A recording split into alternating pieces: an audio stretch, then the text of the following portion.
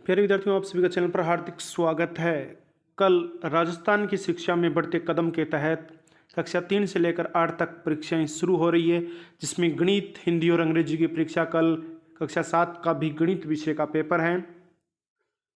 प्रश्न 15 1 घंटे का आपका पेपर होगा। आपको OCR सीट पर प्रश्नों को करना है। OCR सीट के ऊपर इस प्रकार का सही टिक लगाना है। 15 क्वेश्चन होंगे।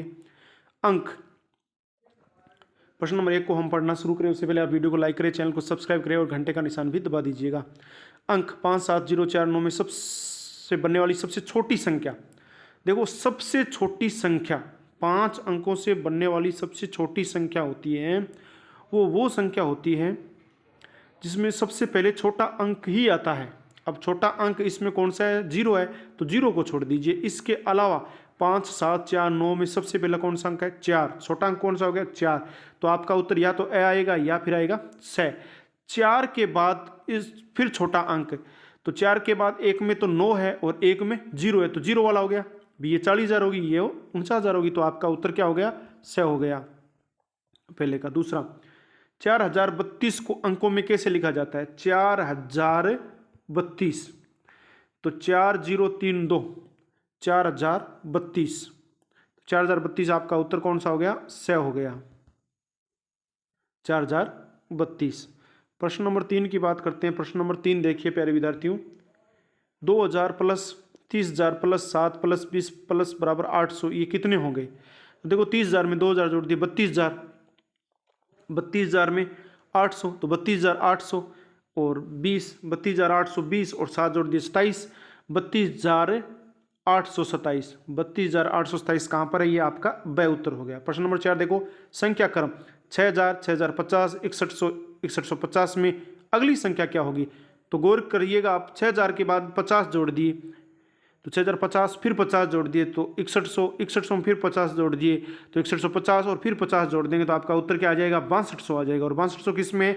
ब नंबर उत्तर में है। आगे बढ़ते हैं प्रश्न नंबर 5 की ओर। प्रश्न नंबर 5 के 3/4 में अंश और हर का गुणनफल होगा। 3/4 में अंश और हर का गुणनफल होगा, तो ये हो गया 3 और ये हो गया 4। 3/4 में अंश और हर का गुणनफल होगा।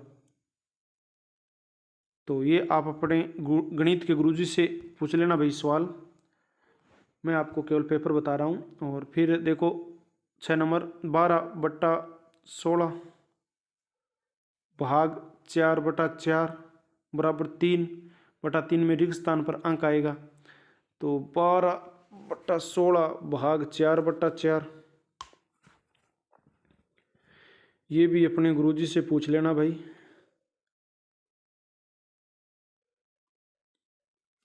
प्रश्न नंबर 7, ये मैं निकाल तो लूँ, थोड़ा टाइम लगेगा क्योंकि मैं गणित का अध्यापक नहीं हूँ। प्रश्न नंबर 7 देखो, एक कक्षा में 35 विद्यार्थी बैठ सकते हैं, तो 280 विद्यार्थियों को बिठाने के लिए कितने कक्षों की आवश्यकता होगी? एक कक्षा में 35 विद्यार्थी बैठे तो 280, तो 280 में 35 का भाग दे दो भाई, 280 में 35 का भाग दे दो।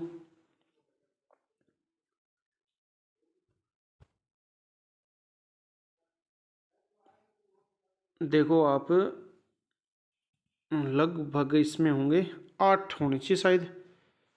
35, 280 में 35 का भाग देते हैं, या 35 को 8 से गुणा करते हैं, 8 पंजा 40, अंसल पाई 4, 23, 4, 28, यानी 280 सही है। तो आपका 8 ही उत्तर आएगा, ए उत्तर आ जाएगा 7वें का।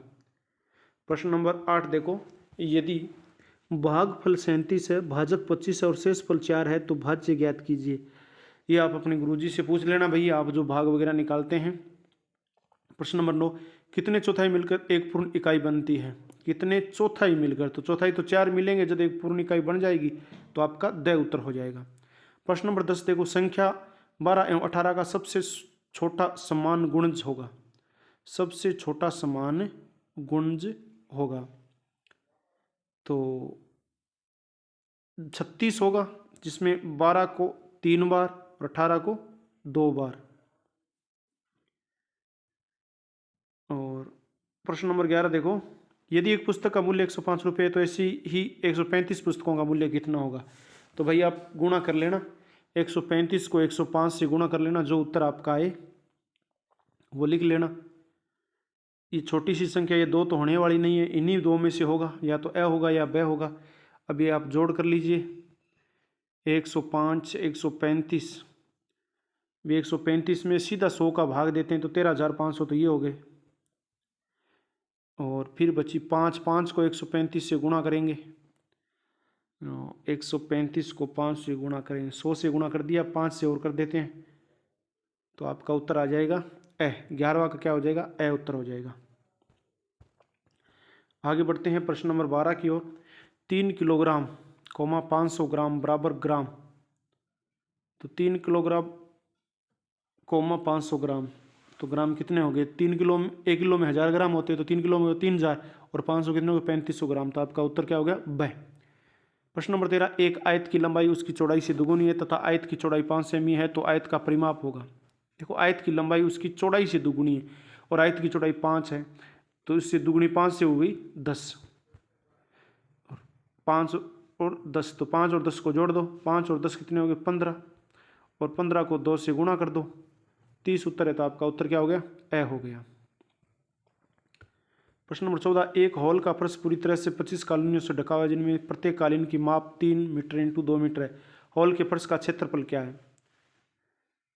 देखो, 25 कालीनों से ढका हुआ है तो क्षेत्रफल ये याद कर लो, 3 इंटू 2, 3 इंटू 2, 3 को 2 से गुणा किया 6, और 6 को 25 से गुणा कर दो, एक कालीन का तो 6 उत्तर आया, 6 वर्ग मीटर, तो 25 का कितना, 25 छिका 150, तो आपका उत्तर क्या हो जाएगा प्यारे विद्यार्थियों, ए हो जाएगा। आगे बढ़ते हैं प्रश्न नंबर 15 की ओर।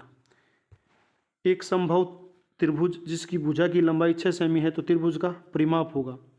तो समबाहु त्रिभुज, समबाहु त्रिभुज कौन सा होता है, जिसकी तीनों भुजाएं क्या हो, समान हो, तीनों भुजाएं समान होती है, जिसे मान लो इस प्रकार से हो गया आपका।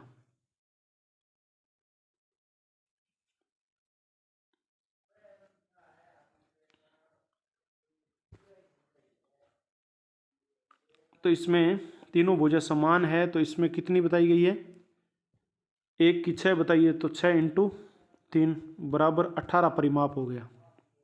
18 देखो कौन से में, ए में हो गया, 18 में। तो प्यारे विद्यार्थियों, ये आपके 15 क्वेश्चन कंप्लीट हो गए। आपको OCR पर करना है, और देखो किस प्रकार से OCR मिलेगी आपको, ये ध्यान रखना आप कल। जैसे मान लो कि आपका प्रश्न नंबर 1 हो गया और उसके आगे OCR 1 डिब्बा, 2 डिब्बा, ये 3 नंबर हो गया, और 4 नंबर, ये डिब्बा बॉक्स कॉलम कुछ भी कह सकते हैं। अब मान लो ये देखो 15 नंबर मान लेते हैं, प्रश्न 1 नंबर नहीं, ये 15 नंबर है, और 15 में समबाहु त्रिभुज जिसकी भुजा की लंबाई 6 सेमी, तो आपका उत्तर क्या आया था, ए आया था। तो ये ए है, ये ब है, ये स है, और ये द है, तो आपका उत्तर क्या है, ए। तो ए में आपको इस प्रकार से छोटा सा निशान, यानी टिक का निशान लगाना है, ठीक है। इसी प्रकार ये तो 15 नंबर है, तो ऐसे इससे पहले 14, इस प्रकार से डिब्बे दिए होंगे सारे के सारे, और आपको एक ही डिब्बे को भरना है, काट छांट नहीं करनी है, पहले सोच समझ के, क्योंकि 15 क्वेश्चन है और समय बहुत है, आपके पास 1 घंटा समय है, तो अच्छी प्रकार से आप प्रत्येक प्रश्न को 4-4 मिनट टाइम है, सोच के कर लेना। जैसे मान लो इसमें उत्तर हो ब का, इसमें उत्तर हो रहा है, तो इस प्रकार से आपको टिक लगाना है। प्यारे विद्यार्थियों, कल आपका ये पेपर होने वाला है कक्षा 3 से लेकर 8 तक का, तो सभी विषयों के पेपर अपने अपलोड किए जा रहे हैं, और विषयों के पेपर भी अपनी अपलोड कर देंगे। आप इनकी सहायता से इन प्रश्नों को आप बढ़िया तरीके से हल कर सकते हैं।